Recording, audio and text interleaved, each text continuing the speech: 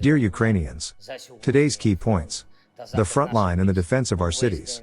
I was in touch all day with the military with the Commander-in-Chief, the head of the Security Service of Ukraine and the Minister of Internal Affairs. We discussed the situation on the front line and Russian attacks on our country. Special attention, of course, was paid to Kharkiv. The situation in the city is very tough. There is constant Russian terror, now with aerial bombardment virtually on a daily basis. We are looking for opportunities to give Kharkiv greater air defense, and this is a task for both the military and all diplomats of Ukraine, for everyone who is responsible for international communication.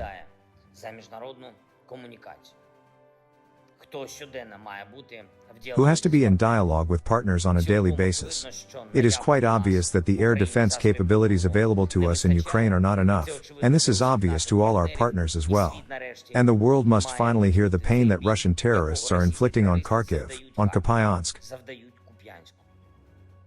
on cities in Donetsk, Zaporizhia, Sumy regions, and many other Ukrainian communities.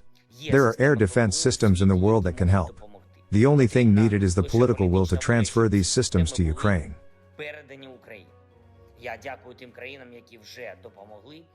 I am grateful to those countries that have already helped.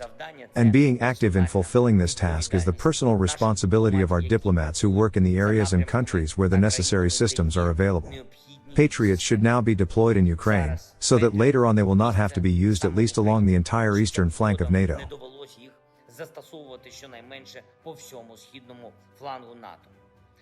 Second, we are already actively preparing our international activities for the coming weeks and months. In particular, we are planning the annual summit of the Ukrainian charity platform United 24. I spoke with United 24 ambassadors. I thank them for their activity, both now and last year.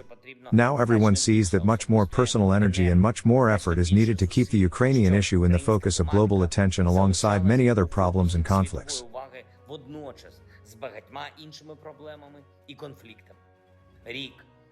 This is not an easy year. A year of elections in different countries and in the European Union. Conflicts and instability keep spreading around the world, in particular due to Russian investments in violence. And I am grateful to everyone who stands with Ukraine after these years of war. I am grateful to everyone who believes in us and helps us. Ukraine has every opportunity to achieve its goals. The key is to stay united with everyone in the world who values life safe from terror.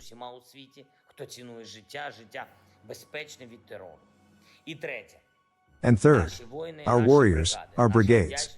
Our gratitude to everyone who is now in combat, who is on the front line, who is defending Ukraine from Russian evil with their courage. The 35th Separate Marine Brigade operating in the Prydniprovia direction. Thank you guys. Pokrovsk direction, the 71st Separate Jaeger Brigade and the 47th Separate Mechanized Brigade.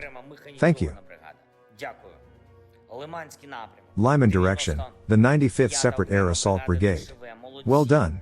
Kupiansk direction, the 57th Separate Motorized Infantry Brigade. Thank you. Thank you to everyone who gives Ukraine the opportunity to stand up to terror, the opportunity to protect Ukrainian lives. Glory to Ukraine.